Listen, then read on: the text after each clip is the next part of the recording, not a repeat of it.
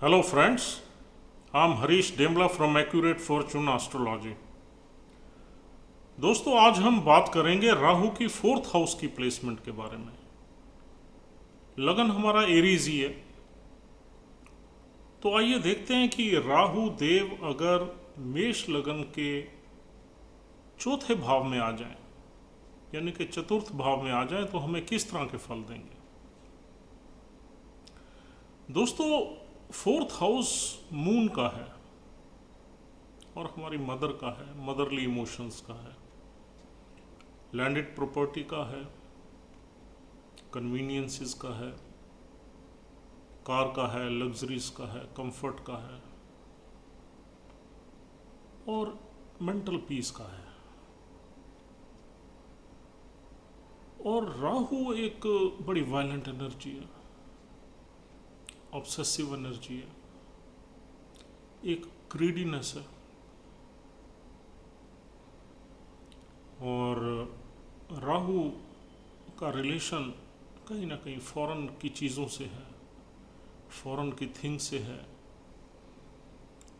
राहु एक malefic energy है। राहु में बड़ी चीज़ें हैं, लेकिन इसको हम ब्रीफ ही रखेंगे कि राहु में कई ऐसी चीज़ें हैं जो कि हमारी सोसाइटी जिनको एक्सेप्ट नहीं करती। तो दोस्तों यहाँ पर राहु हमारे एक ऐसे हाउस में आके बैठ गया जो फुल ऑफ लव है, फुल ऑफ इमोशंस है, फुल ऑफ पीस है, फुल ऑफ न्यूरिशमेंट है, फुल ऑफ कंफर्ट है। तो you can definitely work out कि राहु जैसी वायलेंट एनर्जी इस घर को किस तरह के रिजल्ट्स देगी। डेफिनेटली ये एनर्जी इस घर को खराब कर देगी, स्पॉइल कर देगी, क्योंकि राहु एक ग्रीडीनेस है, एक ऑब्सेशन है। अगर वो इस घर में आ गया तो ऐसा माना जाता है कि उसकी ग्रीड और ऑब्सेशन प्रॉपर्टी से रिलेटेड बढ़ जाएगी, लग्जरी कार्स के लिए बढ़ जाएगी, कन्वीनियंसेस को लेके बढ़ जाएगी, कंफर्ट्स को लेके बढ़ जाएगी और एक शो ऑफ में बिलीव करेगा वो। हमेशा प्रॉपर्टी से रिलेटेड, लग्जरी से रिलेटेड, कंफर्ट से रिलेटेड जो बातें हैं, डिस्कशन है, वही उसको अच्छी लगेगी, नेटिव को। और यहाँ पर वो यही सोचता रहेगा कि यार मुझे ये चाहिए, I want to attain, I want to have lot of lands, luxury cars, comforts, luxuries, foreign things. अब कंफर्ट से रिलेशन जो है राहु का ड्रिंक से भी है और वो सारी चीज़ें फॉरेन की हैं जिससे उसको खुशी मिलेगी, हैप्पीनेस मिलेगी। उन चीज़ों के प्रति एक ऑब्सेसिव फीलिंग हो जाएगी, एक ग्रीडीनेस आ जाएगी, एक अनसेटिस्फाइड या डिससेटिस्फाइड डिज़ायर आ जाएगी। और यहाँ पर दोस्तों ऐसा माना जाता है कि इंसान की हैप्पीनेस में कमी आ जाती है और डोमेस्टिक एनवायरनमेंट में कुछ न कुछ इश्यूज चलते हैं, लड़ाई झगड़ा भी चल सकता है, आर्गूमेंट्स भी चल सकती हैं। और नेटिव की हमेशा डिज़ायर रहती है कि वो अपनी पेरेंटल प्रॉपर्टी को अपने नाम करा ले। और यहाँ पर मदर की एक्सपेक्टेशंस भी नेटिव से, यानी कि नेटिव की मदर की एक्सपेक्टेशंस भी नेटिव से बढ़ जाती हैं। और यहाँ पर इंसान अपने घर को काफ़ी बदलता है, यानी कि उसके रेजिडेंशियल स्टेटस में काफ़ी चेंजेस आती हैं, चाहे वो चेंजेस किसी भी तरह की हों। सर्कमस्टांसेस ऐसे बने रहते हैं कि वो घर बहुत चेंज करता है।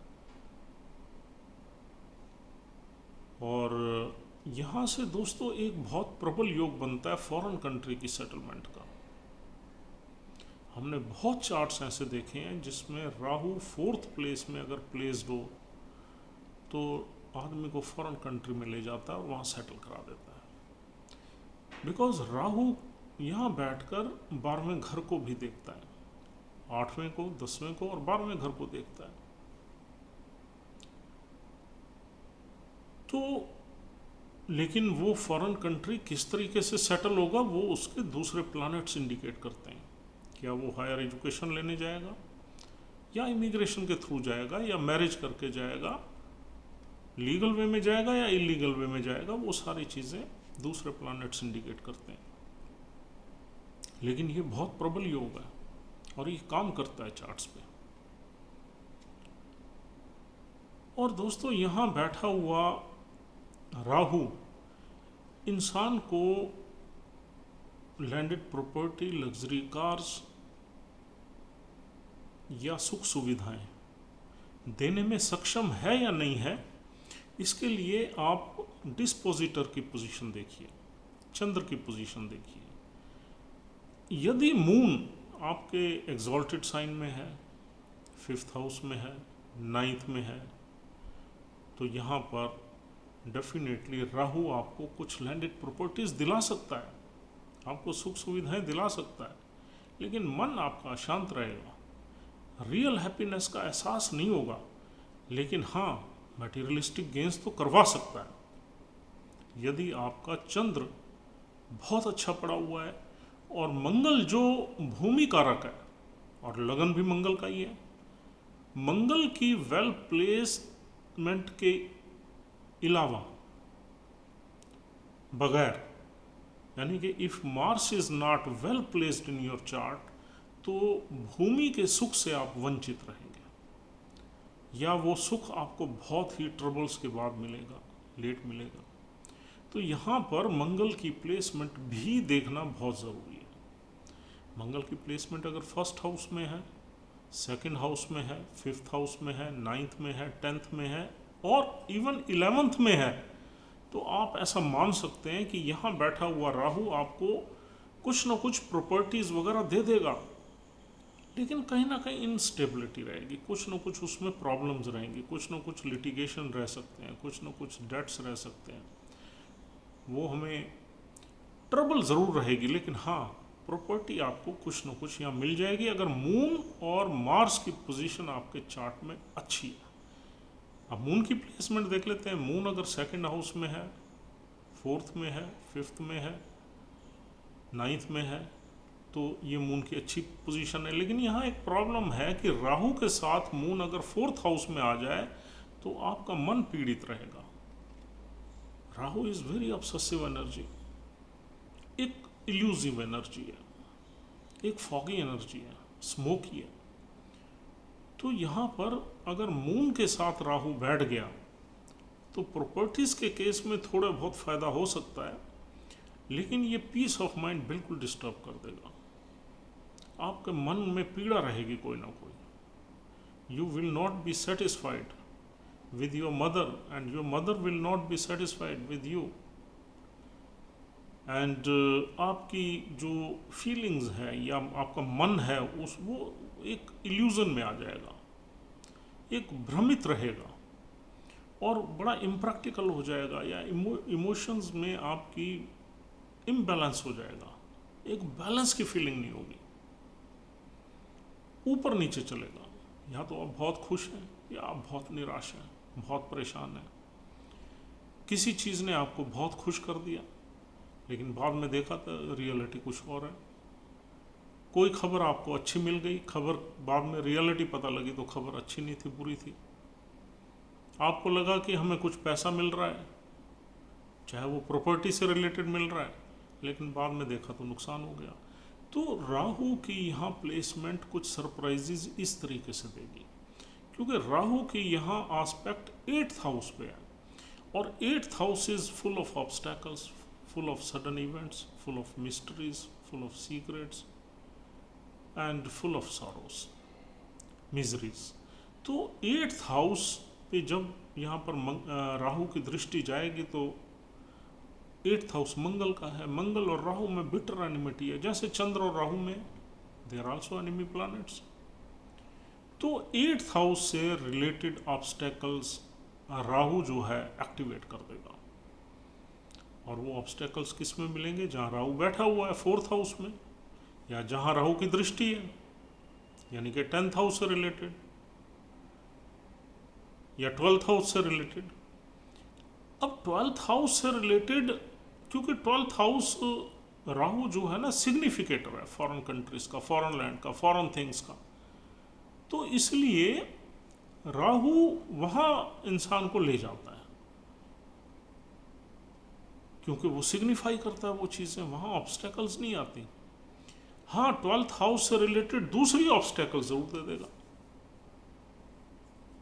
यानी कि आपको टेंशन दे देगा, आपको ऐसी इमेजिनेशन दे देगा जो आपको टेंशन देने वाली हो, आपको बीमारी दे देगा। और 12th हाउस से रिलेटेड आपको रेस्टलेसनेस दे देगा, स्लीपलेसनेस दे देगा, एडिक्शन दे देगा। क्योंकि चंद्र के साथ अगर राहु बैठ गया तो कहीं ना कहीं एडिक्शन का भी योग बनेगा, और कहीं ना कहीं इलिसिट रिलेशनशिप का भी योग बनेगा। तो राहु 12th हाउस की बुरी चीज़ों को एक्टिवेट कर सकता है, लेकिन फॉरेन लैंड पे आपको ले जाएगा और सेटल कर देगा, यानी कि अपने लोगों से, अपनी लैंड से, अपने नेटिव प्लेस से दूर ले जाएगा। और वैसे भी अगर राहु 4th हाउस में हो जाए तो आप बिल्कुल भूल जाइए कि आप अपनी नेटिव प्लेस पे रहोगे, आप नेटिव प्लेस से दूर ही रहोगे, डिफरेंट कल्चर में रहोगे, डिफरेंट सोसाइटी में रहोगे, अपने लोगों से कटे हुए रहोगे। और यहाँ पर ज़्यादा चांसेस फॉरेन लैंड के हैं, फॉरेन कंट्री के हैं। और यहाँ पर राहु बैठ के अपनी 9th एस्पेक्ट से 10th हाउस को देखेगा, और 10th हाउस सोशल स्टेटस का है, कैरियर का है, कैरियर ग्रोथ का है, और गवर्नमेंट का है, अथॉरिटेटिव फिगर का है, लॉ एंड ऑर्डर का है। तो यहाँ बैठा हुआ राहु लॉ एंड ऑर्डर्स को मानेगा नहीं, उसको अवॉइड करेगा, शॉर्टकट्स अपनाएगा। शॉर्टकट्स किसी के लिए अपनाएगा? प्रॉपर्टी लेने के लिए, कन्वीनियंसेस, लग्जरीज लेने के लिए, पैसा कमाने के लिए। और जो उसका सोशल स्टेटस होगा वो भी बड़ा इल्यूसिव होगा, यानी कि लोग समझेंगे कि यार he is a well off person, where is the actual scene will be different. लोग भ्रमित रहेंगे, और ये कभी कभी लोगों को सरप्राइज भी देता रहेगा अपने सोशल स्टेटस को लेकर। अब सरप्राइजेस कैसे देगा? कभी कभी इसकी जो प्रेजेंटेशन है, यानी कि कभी कभी कोई लग्जरी कार ले आएगा, कभी कभी कुछ ऐसे काम कर देगा अपने लुक से या अपनी एक्टिविटी से या अपनी बातों से, जिसमें लोग सरप्राइज्ड हो जाएंगे। इसका सोशल स्टेटस जो है वो हमेशा शो ऑफ की तरफ ज़्यादा रहेगा। और दोस्तों, यहाँ पर लॉ एंड ऑर्डर्स में ज़्यादा बिलीव नहीं करेगा, because Rahu is taboo breaker. वो कभी भी ट्रेडिशनली या according to the law of land चलता ही नहीं है। और फादर की जो वेल्थ है उस पर उसकी नज़र रहेगी, because 10th house is a house of wealth of your father, और उस पर उसकी नज़र रहेगी। He will have a grade, once he settles down he will definitely want कि यार मैं अपने फादर की वेल्थ को भी जिस तरीके से भी है लूँ। तो राहु जो है is a very very malefic energy, and Rahu बहुत ही क्लेवर प्लैनेट है, बहुत ही शार्प माइंडेड है, रादर श्रूड है, और उसकी हरकतें जो हैं वो फुल ऑफ सेल्फिशनेस हैं, फुल ऑफ सेल्फ सेंटर्ड है, अपने बेनिफिट्स को पहले देखेगा।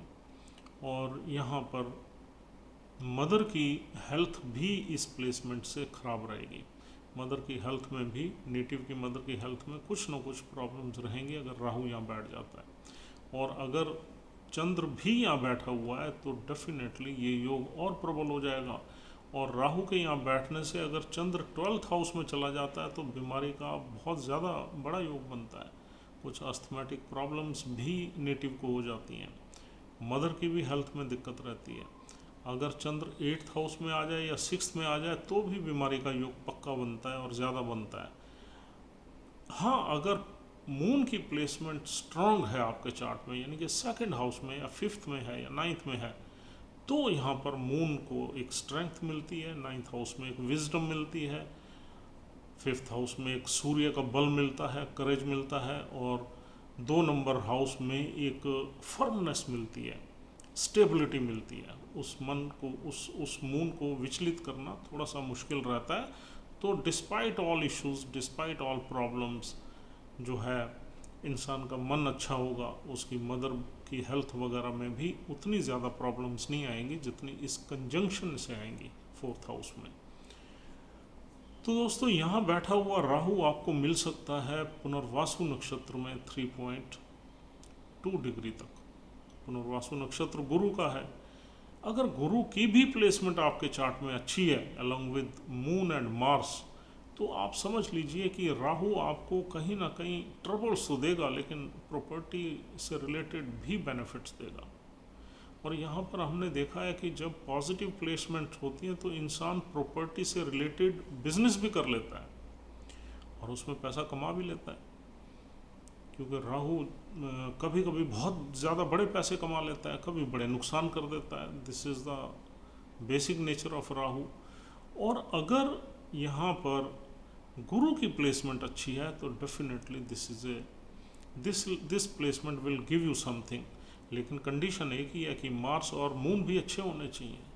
अगर इन दोनों में से एक प्लैनेट गड़बड़ है तो यहाँ पर नुकसान के योग बनेंगे, प्रॉब्लम्स के योग बनेंगे। और अगला नक्षत्र है या पुष्य नक्षत्र, शनिदेव का नक्षत्र है। अगर पुष्य नक्षत्र में राहु है तो राहु को कोई प्रॉब्लम नहीं है। पुष्य नक्षत्र बहुत अच्छा नक्षत्र है। ऐसे में काफ़ी ट्रबल्स बियर करने के इंसान सेटल हो जाता है। फिर भी आप सैटर्न की प्लेसमेंट देख के ये अंदाज़ा लगा सकते हैं कि यहाँ पर राहु किस तरीके के रिजल्ट्स देगा। और पुष्य नक्षत्र यहाँ फैला हुआ है दोस्तों 3.2 से 16.4 डिग्री तक। और पुष्य नक्षत्र शनिदेव का नक्षत्र है। पुष्य नक्षत्र के बाद यहाँ आता है आश्लेषा नक्षत्र, बुध देव का। सर्पों का नक्षत्र है, बड़ा सीक्रेटिव है, मिस्टीरियस है, थोड़ा खतरनाक है। तो आश्लेषा में आप बुध देव की प्लेसमेंट देख लीजिए, 16.4 से 30 डिग्री तक आश्लेषा नक्षत्र है। अगर राहु देव आश्लेषा में पड़े हुए हैं, बुध देव से उनकी अच्छी मित्रता है, शनिदेव से भी अच्छी मित्रता है, गुरुदेव से ज़्यादा मित्रता नहीं है, दिक्कत है, तो दोनों ही नक्षत्र जो यहाँ पर लंबे हैं यानी कि पूरे फैले हुए हैं, तो इनकी प्लेसमेंट आपको इंडिकेट करेगी। अगर बुध देव की प्लेसमेंट आपके 3rd हाउस में है, 6th में है, 5th में है, 9th में है, 9th में तो नहीं कह सकते, हाँ आपकी अगर 10th में है, 11th में है, तो यहाँ डेफिनेटली ऐसा माना जाएगा कि यहाँ पर राहु देव कुछ ना कुछ मटीरियलिस्टिक गेंस को लेके अच्छा परफॉर्म करेंगे। ऊपर नीचे चीज़ें ज़रूर रहेंगी, लेकिन फिर भी कुछ ना कुछ संभला रहेगा घर। हम इसको पूरी तरह नहीं कह सकते कि ये खराब है।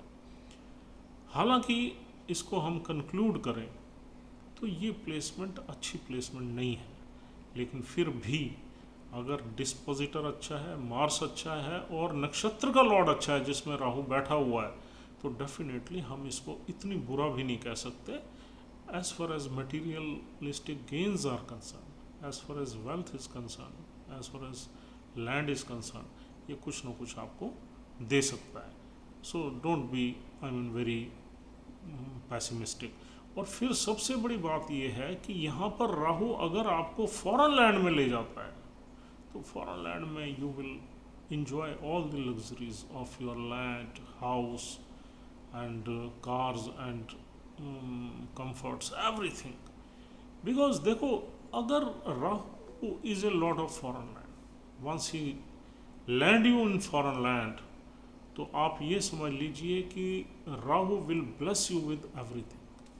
वहाँ पर जियोग्राफिकल चेंज में वहाँ पर राहु आपको बढ़िया मकान देगा, बढ़िया आपका लग्जरी कार्स देगा, कन्वीनियंसेस देगा, ऐश देगा, लिक्विड्स देगा, एवरीथिंग। क्योंकि वहाँ जाके राहु की सेटिस्फेक्शन हो जाती है कि यार मैं इस नेटिव को अपने घर से अलग करके अपनी जगह ले आया हूँ, वहाँ फिर ये ब्लेस करेगा। तो इस तरीके से ये फल निकलते हैं इस प्लेसमेंट से। और अगर राहु आपके 4th हाउस में है तो it is always better to plan to settle at foreign land through your education. बहुत बढ़िया रहेगा आपके लिए, आपकी सेटलमेंट बहुत अच्छी होगी और वहाँ पर जाके आप पूरी सुख सुविधाओं से जो है ना पूरी सुख सुविधाओं का भोग करेंगे, ऐसा कहा जा सकता है। तो दोस्तों ये थी हमारी डिस्कशन राहु की 4th हाउस की प्लेसमेंट के बारे में। उम्मीद करता हूँ कि ये डिस्कशन यूज़फुल है। अगर इस तरह की प्लेसमेंट आपके चार्ट में है तो you can connect to these predictions which we have discussed. As usual, my number is 9899105355. If you want to contact me for any astrological consultations, you can dial this number and have a word. So friends, have a nice time. Thank you very much for watching this video. We'll see you tomorrow. Goodbye.